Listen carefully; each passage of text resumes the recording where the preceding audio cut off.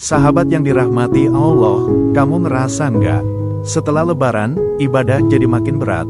Sholat mulai telat, ngaji mulai jarang, hati terasa kosong. Padahal, baru saja kita melewati Ramadan, bulan yang penuh iman.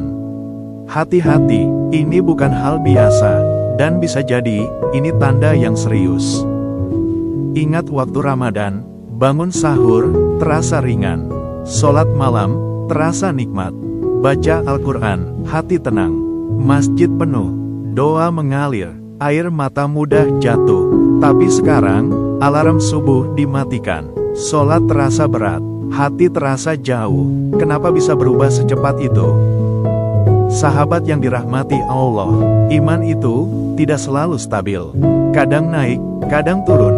Dan setelah Ramadan, biasanya iman memang menurun. Tapi masalahnya bukan itu. Masalahnya adalah, kita membiarkan iman itu jatuh, tanpa usaha bangkit. Ramadan sudah pergi, tapi kebiasaan baik, ikut pergi juga.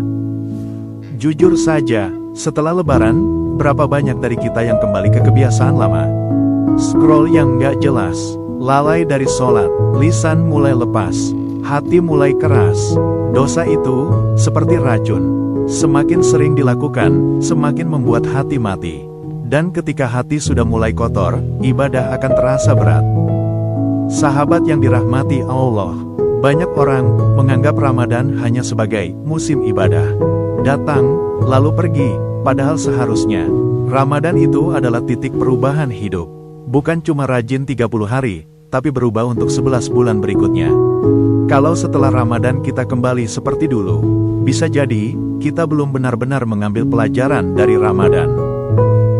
Hati-hati kalau kamu mulai merasa, ibadah terasa berat, malas berbuat baik, tidak merasa bersalah saat berbuat dosa. Itu tanda, hati mulai mengeras. Dan ini lebih berbahaya, daripada sekadar dosa itu sendiri. Sahabat yang dirahmati Allah, tenang, selama kita sadar, masih ada harapan.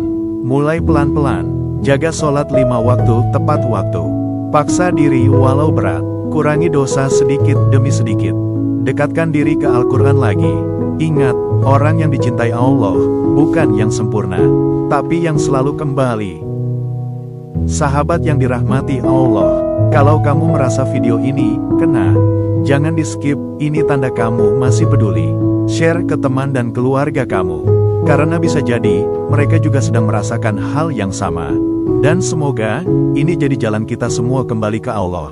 Kalau kamu ingin lebih banyak konten pengingat seperti ini, jadilah bagian dari 50 orang pertama yang subscribe channel ini.